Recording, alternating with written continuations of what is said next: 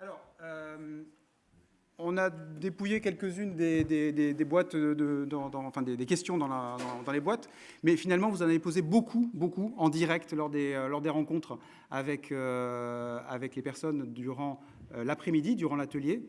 Donc, prenons ce moment. Si vous avez quelques points encore d'éclaircissement ou intérêt, allez-y, posez vos questions. On a un petit peu de temps.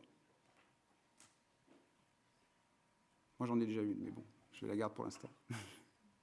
Oui, monsieur. Un, deux.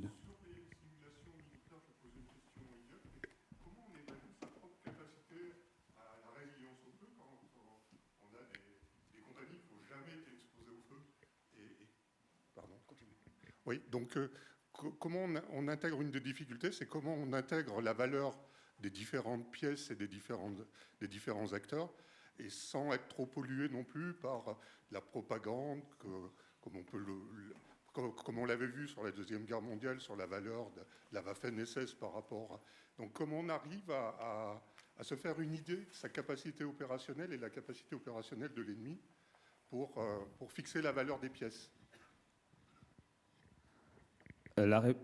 Pour moi, la réponse est simple. C'est un char égale un char. Ça paraît idiot, mais la tentation, il y a plusieurs tentations. Il y a la tentation, effectivement, d'utiliser le jeu en suivant un discours qu'on va faire nous-mêmes. Je vais prendre n'importe quoi. On vient d'inventer de se doter d'un nouveau véhicule blindé de combat d'infanterie. Il est forcément bien meilleur que celui de la génération d'avant, et probablement meilleur pris individuellement, techniquement, technologiquement. D'abord, il est plus neuf que ceux de la plupart de nos concurrents tout autour qui, eux, en ont changé un peu avant, et donc le leur est plus vieux. En fait, d'abord, au plan tactique, ça n'a pas beaucoup d'intérêt.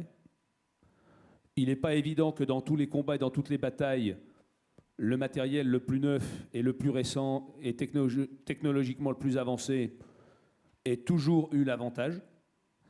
Et puis, en réalité, à partir du moment où ce qu'on cherche, c'est ce qui pourrait aller moins bien,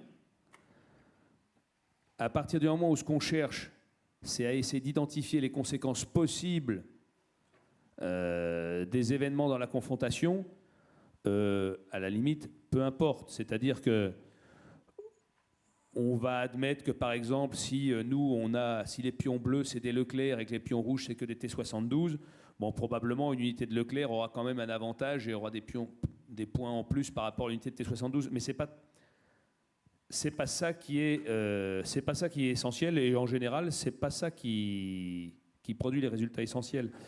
En gros, dans un jeu historique, on sait que quand la garde impériale sort du trou et attaque, elle a un avantage sur les autres. Dans un jeu historique sur le XIIIe siècle, on sait que quand les chevaliers français du Nord chargent, à la première charge, ils ont un point de plus que tous les autres.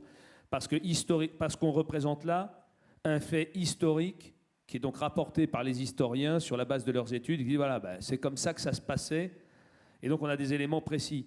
Sur les guerres du passé, celles qui ont été vraiment étudiées, sur lesquelles on a vraiment des abacs, on a quelque chose à rentrer dans les règles du jeu.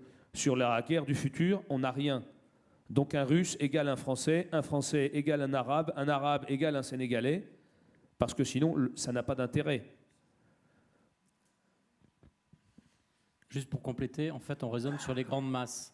Ça dépend si vous avez un wargame ou une simulation qui est tactique, opérative ou stratégique. Mais si vous êtes, disons, dans l'opératif et le stratégique, vous raisonnez sur des grandes masses, c'est-à-dire sur des unités de plusieurs milliers de combattants. Donc de toute façon, vous partez du principe que, pour faire simple, c'est des courbes de Gauss. Après, on ne va pas rentrer dans la sociologie, mais ça veut dire que vous avez, dans chaque groupe, vous allez avoir 5% de très bons, 10% de bons, et le reste qui est médiocre. Et ce sera pareil pour tout le monde. Donc bien sûr que l'aguerrissement au feu peut vous modifier le combat, etc. Mais dès que vous raisonnez sur un type d'unité qui dépasse, disons, la section ou la compagnie, vous laminez statistiquement, si vous voulez, le niveau de qualité. Après, comme le dit le colonel, si on a le regard et le retour de l'histoire, en effet, on peut savoir que telle unité était meilleure, etc. Mais le but pédagogique du wargaming, c'est pas ça. C'est de vous faire réfléchir. C'est pas de savoir que telle unité, ça c'est ce qu'on appelle le chrome. Telle qu'unité, le chrome, c'est-à-dire ce qui brille et ce qui est utile. C'est pas de savoir que telle unité est meilleure que telle autre, c'est plutôt de savoir, vous, globalement, pour atteindre vos objectifs, vous allez faire quoi. Une autre question? Là-bas. Ensuite. Je travaille à la DGA. Merci. Bonsoir, je m'appelle Iole De Angelis et je travaille à la DGA. Question simple pour moi. La DGA fait pas mal d'outils de simulation. Ok, on ne fait pas que des marchés publics. Si vous avez une question ou un besoin à exprimer à la DGA, qu'est-ce que ce serait?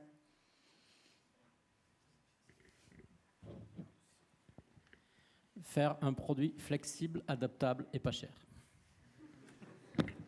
Okay. Et plus réalistiquement? Alors je réponds à une question légèrement décalée. J'ai déjà posé la question à la DGA et j'ai déjà demandé quelque chose à la DGA. Et elle m'a fait un produit, c'est ce que j'expliquais ce matin, un logiciel qui ne sait rien faire. Parce que je voulais un logiciel qui ne sache rien faire. Parce que la tendance générale de tout le monde, c'est de rechercher la magie. On veut des trucs qui font le boulot pour nous. Et on veut des trucs qui rassurent. Donc, qui nous disent que ce qu'on fait est bien, qui nous disent que la guerre qu'on est en train de monter, on va la gagner, qui nous disent que oui, on est bien professionnel, on est bien comme il faudrait. Ça, c'est la grosse tentation. Et c'est des produits qui coûtent cher et qui coûtent beaucoup de temps pour les mettre en œuvre et qui ne donnent pas la réponse à la question dont on a besoin. On se contrefout qu'une machine nous dise que c'est la bonne guerre qu'on est en train de faire, que c'est bien comme ça qu'il faudrait faire. On s'en fout. Elle ne le sait pas mieux que nous. Si elle le dit, c'est que quelqu'un comme moi lui a dit de le dire. Elle lui a dit de le dire de façon coûteuse, compliquée, avec des gros algorithmes derrière. Mais c'est des gens comme moi qui ont rentré dans la machine, ce qui permet à la machine à la fin de me dire « Oui, c'est bien la bonne guerre que tu es en train de faire ». Donc c'est un excellent moyen de se planter. Donc, nous, on a fait exactement ce que disait Pierre Razou. On voulait un produit qui soit simple, adaptable, peu coûteux, qui nous permette, en fonction des questions qu'avait notre général, de représenter soit le combat du groupe de combat au coin du bois, avec la règle en point de toujours, ou à peu près, soit une grosse opération stratégique couvrant la moitié du monde, avec des échelles de temps qui vont de l'heure à la saison ou l'année. Et aucun logiciel, de façon réaliste, ne pourrait faire ça. Donc on n'avait pas besoin d'un... Donc, on ne voulait pas de ça. Et les industriels avec qui j'ai travaillé m'ont dit « Vous êtes le premier militaire à nous dire ce dont vous n'avez pas besoin ». Et donc, ce que j'ai dit à la DGA, c'est ce dont j'avais pas besoin. Alors, la DGA n'a pas développé le truc pour moi. La MIP, la mission Innovation Participative, m'a soutenu, m'a donné l'argent, et on a vu les industriels, et un industriel nous a sorti le logiciel qui ne sait rien faire. C'est-à-dire le logiciel qui ne fait pas mon travail à ma place, mais qui m'aide juste à faire mon travail.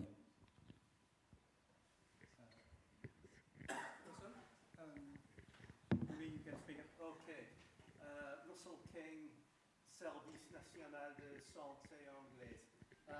Généralement, est-ce que vous pensez que les systèmes de répandre les résultats, les leçons, les conclusions de notre exercice jeu Serious Games existent pour améliorer le futur? You mean, is it useful Ouais. to make the future better? Ouais. To have the conclusions of the war game? Well, yeah, do you think the systems are there? Qu'il existe des systèmes pour répondre ce qu'on a appris.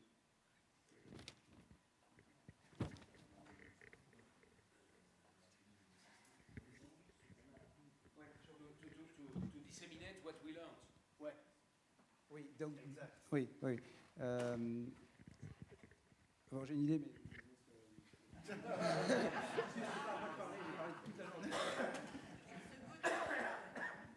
Yes, in English again. Is that I absolutely do not believe that we have the processes to make the best results from the games.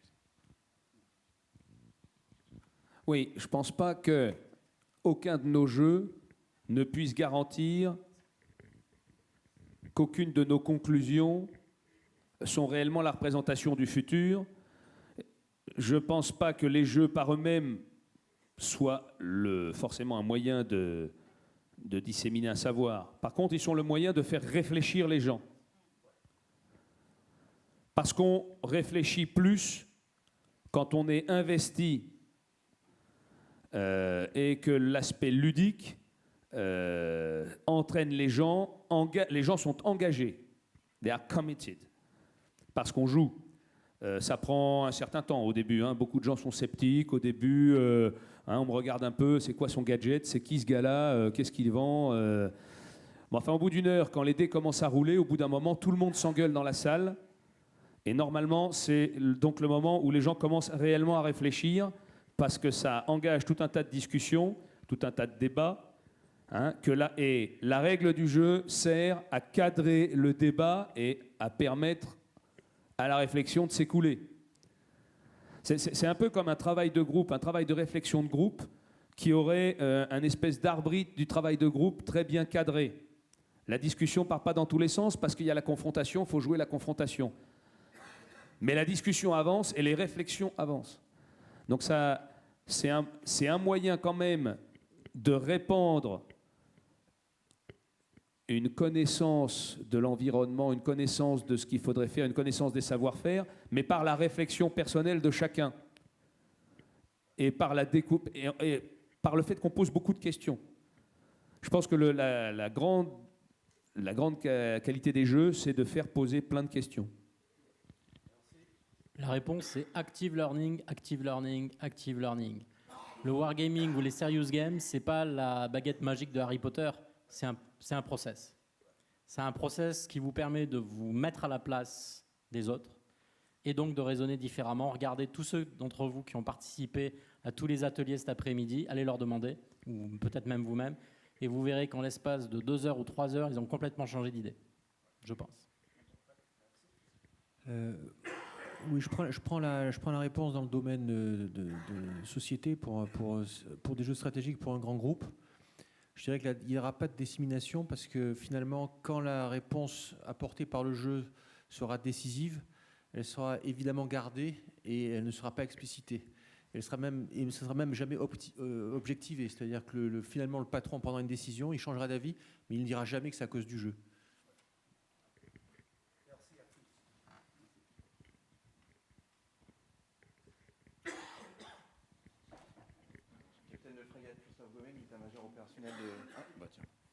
De l'état-major opérationnel de la marine. Comment vous gérez l'aspect psychologique sur le wargame? Parce que vous avez 2 joueurs qui sont en face, qui se voient réagir, ce qui n'est pas forcément le cas d'officiers d'état-major qui sont de l'autre côté qui sont séparés géographiquement. Et est-ce que cet aspect psychologique ne peut pas biaiser le jeu et les conclusions du jeu? Mais exactement comme dans les réalités, commandant. C'est-à-dire que quand vous êtes, que vous soyez sur un ring, sur un échiquier de tournoi d'échecs, sur un plateau de wargame ou sur une table d'état-major en train de faire la vraie guerre, vous avez toujours la pression qui arrive, qui n'est pas au même niveau, mais vous avez toujours la pression que vous mettent les autres. Simplement, dans la vraie vie, entre guillemets, ça peut être la propagande, ça peut être les médias, ça peut être la manipulation de l'information, ça peut être plein de choses. Simplement, même les décisions du leader. Regardez ce qui s'est passé entre 90 et 91 entre Saddam Hussein et les chefs de guerre alliés, mais c'est exactement ça. Évidemment, ils n'étaient pas physiquement à 50 cm l'un de l'autre, mais c'est comme s'ils étaient tout proches. La dimension pression psychologique, elle était là, elle était en permanence. Oui, et en plus, en fait, dans le jeu, dans les différentes façons de jouer, parce qu'on peut organiser les wargames un peu de façon différente. On l'a dit ce matin, on peut avoir des gens, les différents camps dans différentes salles, par exemple. On peut représenter le brouillard de la guerre. Il y a plein de façons de jouer dans lesquelles on va traiter différemment tous ces impacts, à la fois l'influence de la psychologie individuelle des personnes et l'influence de la psychologie de groupe, hein, parce que l'état-major, c'est une foule. Et donc, ça se voit très très bien, et même alors qu'on ne fait que des jeux, qu'on ait un ordinateur, qu'on n'ait pas d'ordinateur, il y a des moments de très grande excitation, et on voit très très bien dans une salle ou autour d'une table de jeu des moments où un groupe part en vrille. C'est-à-dire la surexcitation, la surinquiétude, la surinterprétation d'un événement, ça se voit même autour d'une table d'un jeu ouvert où tout le monde voit tout ce qui se passe. Il y a des moments où certains joueurs perdent les pédales, se surexcitent, surinterprètent complètement ce qui est en train de se passer. Il y a un conciliabule en bout de table et les gars partent en vrille, abandonnent leur manœuvre et commencent à faire n'importe quoi, alors que le jeu est ouvert, que tout le monde voit tout et que tout le monde peut se parler. Ça paraît absurde, mais ça s'observe très bien. Ça s'observe encore plus quand les gens sont dans des salles séparées et où ils n'ont qu'une vision très partielle de la situation à travers des comptes rendus qu'ils interprètent. Et alors là, ce jeu des surinterprétations donne lieu à des... Quelquefois, il faut carrément recaler le jeu parce qu'on va complètement sortir de tout réalisme. Les gars sont en train de réinventer une autre guerre. Donc non, on arrive très bien à non, même pas à le représenter. Ça arrive.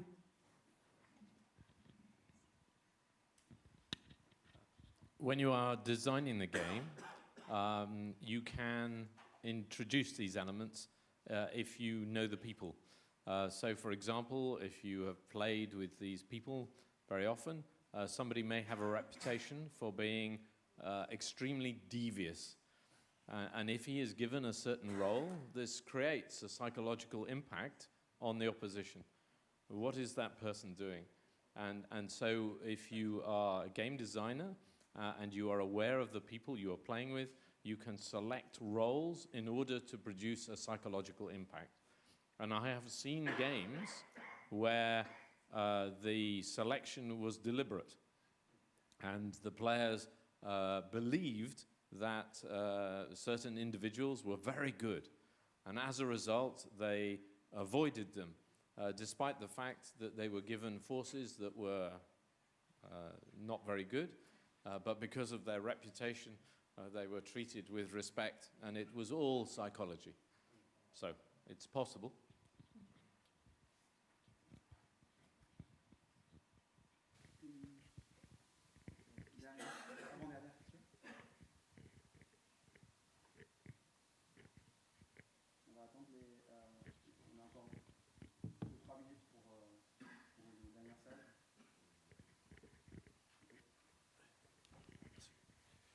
Olivier Douin, général en deuxième section et consultant indépendant spécialisé dans les questions d'entraînement et de simulation. La semaine dernière se déroulait la grande conférence annuelle de la simulation qui se tient tous les ans à Orlando, en Floride. Et à cette occasion, un général du corps des marines, responsable de l'entraînement du corps des marines, s'adressant aux industriels, et ça va aussi pour les fabricants de Serious Game, disait que compte tenu du contexte actuel, lui, ce qu'il attendait maintenant, c'est qu'on lui développe des systèmes, ça va aussi pour la DGA peut-être, qui systématiquement fassent échouer l'entraîné.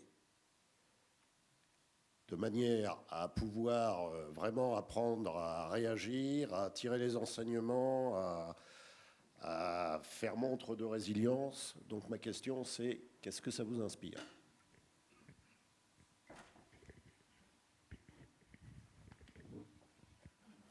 Alors, la première réflexion, c'est que dans mon expérience à moi, faire échouer l'entraîné, c'est ce que j'ai fait tout le temps, puisque je cherchais à savoir comment on allait sortir du tube, comment la manœuvre allait changer, comment on n'allait pas réussir à faire la manœuvre qu'on avait imaginée. La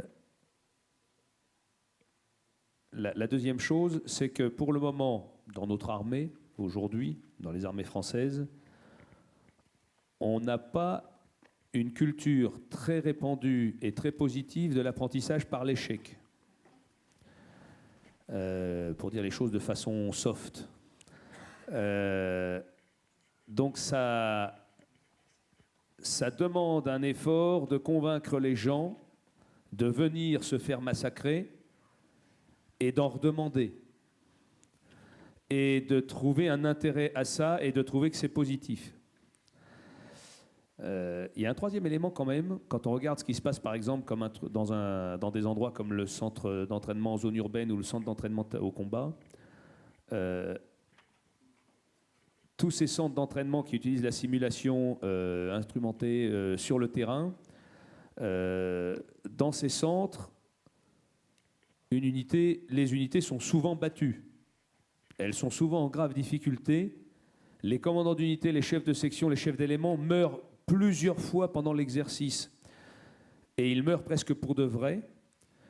Et ça pose quand même une question à rebours qui est psychologiquement, est-ce qu'on ne prend pas le risque quand même que les gens soient finalement, au moment où il faudra partir pour de vrai au combat, quand on a pris l'habitude de mourir plusieurs fois chaque jour dans les exercices, quel va être notre état psychologique au moment où ça va commencer à tirer et au moment où il va falloir commencer à sortir de la tranchée. Je pense qu'il n'y a pas de réponse à cette question, mais on peut quand même objecter que malgré tout, l'habitude de se faire casser la gueule pourrait avoir aussi des effets pas forcément positifs le jour où il faudra y aller pour de vrai. 10 secondes. Ma réponse, c'est la répétition.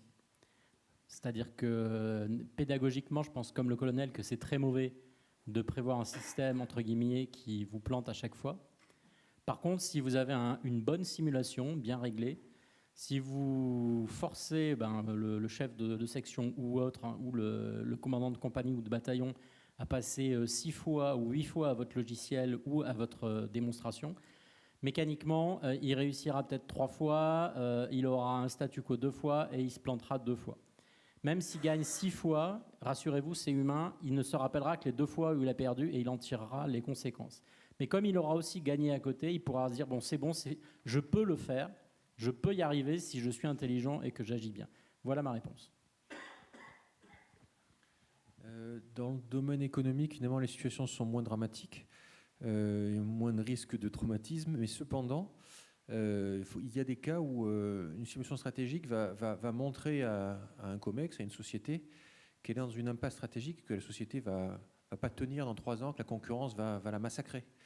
Et ça peut avoir des conséquences. Et ça peut expliquer, dans certains cas d'ailleurs, que ces jeux ne soient pas faits, parce que la direction prend peur du message, et prend peur que si on monte certains scénarios, les résultats ne soient pas très motivants.